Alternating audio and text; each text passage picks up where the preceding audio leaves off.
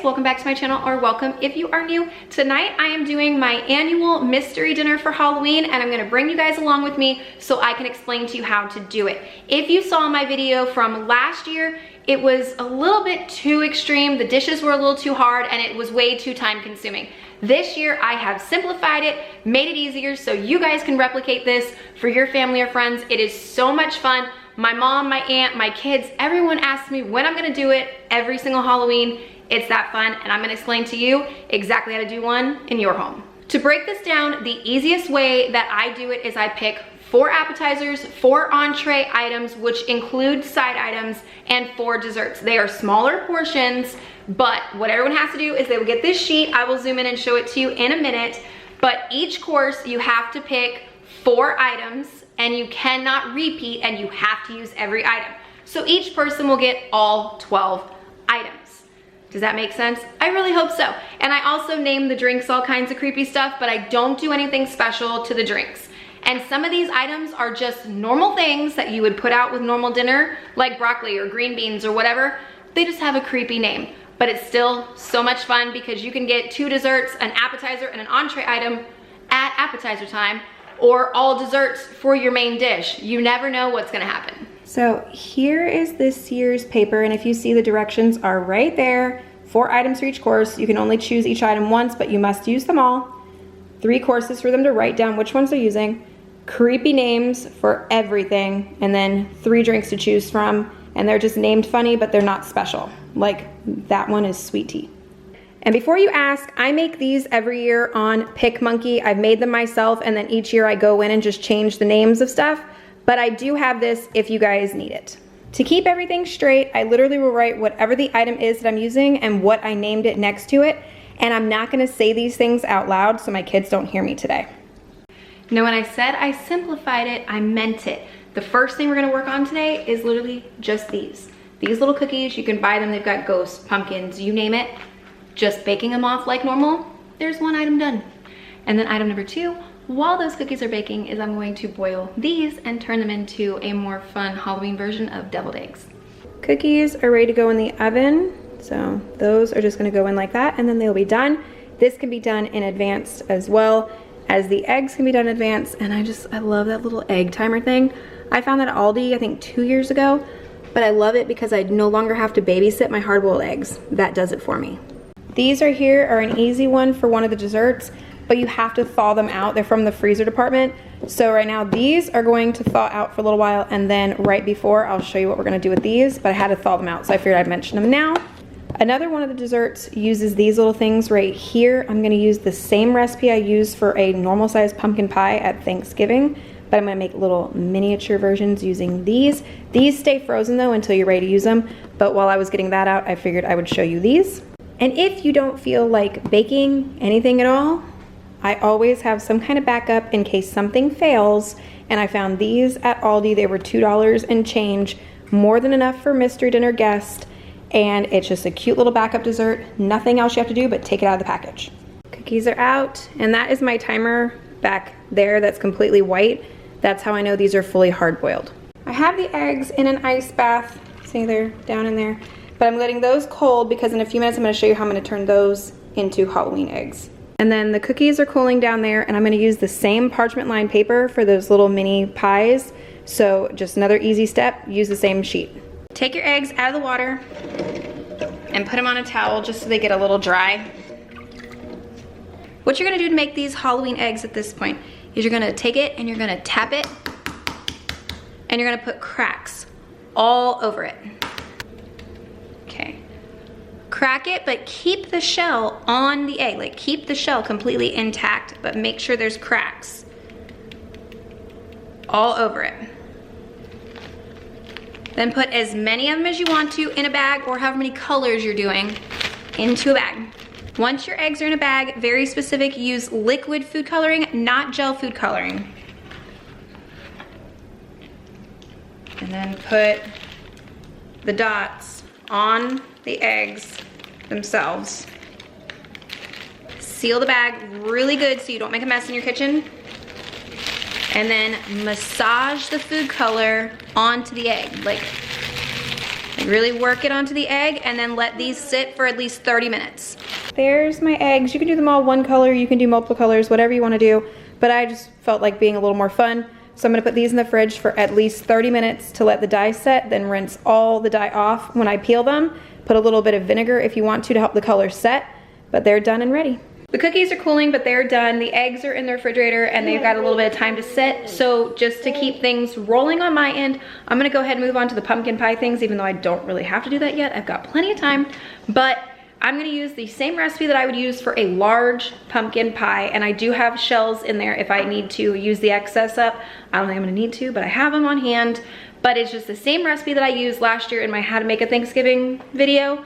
It's my pumpkin pie recipe. All right, very simply, just in a large bowl with a whisk, you're gonna have 2 eggs, pre-beat these a little bit though, a whole can of evaporated milk, shake that really well first, an entire can of pumpkin, 3/4 of a cup of sugar, half a teaspoon of salt, half a teaspoon of cinnamon, and 1.5 teaspoons or more or less of pumpkin pie spice to taste. That's literally it. I got my little helper here, stirring it for a second. Ignore, she found Brianna's lipstick and stuff, so just ignore that. But once you get to this point, you're just gonna spoon it into the little pie shells or do a big pumpkin pie. Or like I said, if you don't wanna bake and you wanna make this easier, just buy something store-bought, pre-done. Just for reference, this is how much still remains. And I did 2 boxes of the little mini shells because my husband loves these, so he's gonna attack this, but I'm gonna reserve this and make a pie just using that. But if you don't want to do this, skip it, and you could buy these store-bought in most bakeries this time of year, or just pick a different dessert if you don't want to deal with excess. If you are doing these though, 350 for about 15 minutes, stick a toothpick in there. Once it comes out clean, these are done. And here's your friendly reminder to clean as you go so you don't have one big mess when you're all done with this. It's been well over 30 minutes, so now it says to rinse these off completely, then peel them and see how they turn out. So that's what I'm gonna try. I've tried every trick in the book. My eggs always still peel like crap, so these would look better if your eggs peeled better, but the marbling turned out so good on these. And then you're just gonna cut them in half and do them deviled egg style, however you normally do. Okay, so I've got mine in a container that can go in the fridge and be sealed up. So yeah, they don't look the greatest, but they'll do, and the color stuck really, really well, so that's good. I do put my filling in a piping bag. This is just a Ziploc bag, but I'm going to pipe it in so it's less messy and it's easier. I do top with paprika. You can dye this colors if you want to. That's your choice, but use whatever filling recipe you like. The little mini ones are done. I'm just letting them sit out here to cool, and then I will put them in the refrigerator. You could do them room temperature or refrigerator, that's up to you. And I'm gonna put those in a separate container because I number everything before I give it out. Moving on to the next item, I've seen this one for years on Pinterest, or different versions of it I should say, and I've wanted to do it for a while. I've never done these before. I hope they're gonna turn out exactly as I want, but I'm gonna try and make breadstick snakes. And I apologize if I look like a crazy person looking away all the time when I'm talking to you, but as I said, I gotta keep checking for my children because I don't want them to know a thing. For the snakes, this is literally all I'm gonna use, is some refrigerated pizza dough and some black sesame seeds. Now, if you don't wanna buy this big old giant thing of black sesame seeds, almost every house that I know has everything but the bagel seasoning in it. It has black sesame seeds in there, just pull them out. Sorry, one of my loud, obnoxious Halloween decorations is going off, but those are black sesame seeds in there, so you could easily just pull out the few that you need and not have to buy a whole jar of them, but separately. First thing I'm gonna do is I have the dough out. I'm gonna try and cut it into as even portions as possible for however many you're planning on making.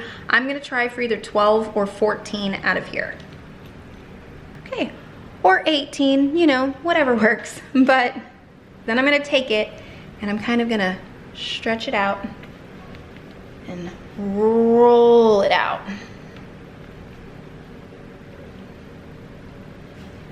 Okay, now you're gonna wanna get one end a lot more skinny and pointy and leave one a little more fat and kind of squish it down a little bit like that. When you put these on the pan, kind of put them in almost like a, you know, a little snake looking pattern, and just keep making sure you stretch out that tail so it stays a tail. 2 of your little seeds,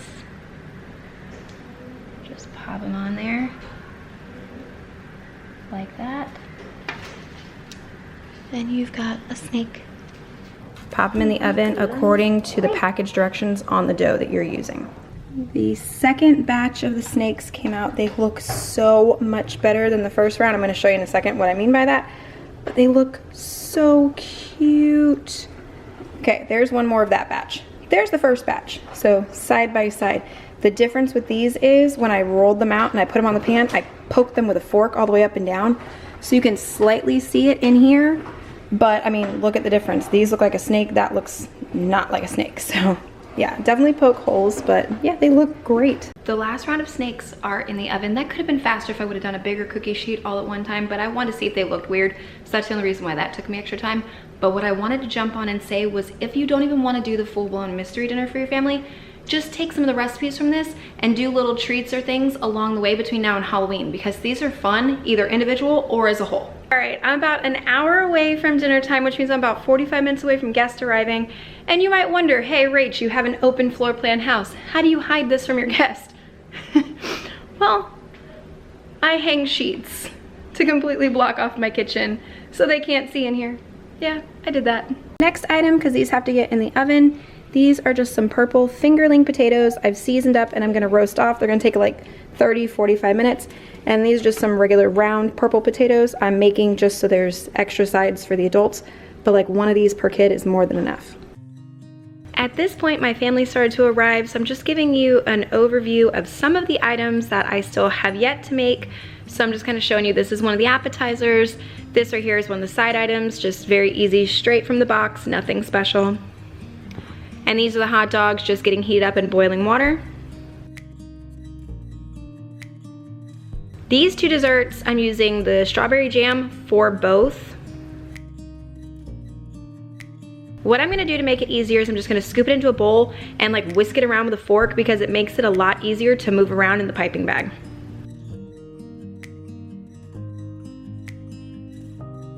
Then I'm just going to take these little puffs and I'm gonna take a skewer and put 2 holes where it looks like a vampire bit it with its fangs. Fill up the bag with the strawberry jam and then squeeze a little bit of that into each hole and then kind of down the puff to where it looks like it's bleeding out of the bites. And these are my vampire bites. These cream puffs are so good. My children attack them. I have them every year for Christmas parties too.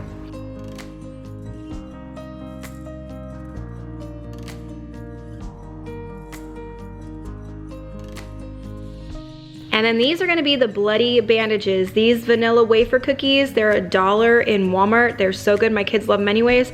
And just put some frosting down the middle. What I found the easiest way to do this was to put the icing all the way down the middle and then separate the cookies and just clean up the edges a little bit. It was a lot more realistic of a Band-Aid than when you just pasted each one individually with the icing. And then take that same bag of the jam and go ahead and put it on top, looking like little blood marks on the bandages.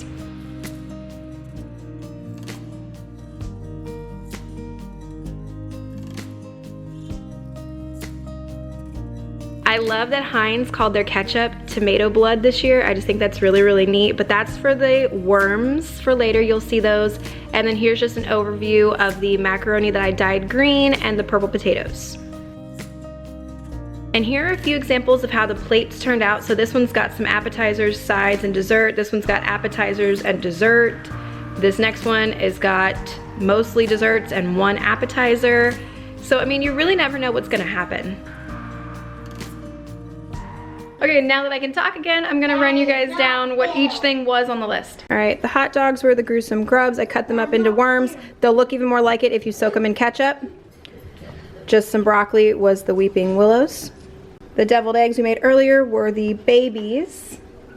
Oh, and then the 4, these are the serpents, the snakes we made. 5 over here is the bloody bandages, and I do have more and more supplies to make those. 6, I am so sorry. They are supposed to be purple potato fingerlings. They're not. They're white inside, but they also look really questionable, and I'm not gonna say what that looks like, but yep. All right, 6 is the smashed pumpkin. It is the little pies we made earlier.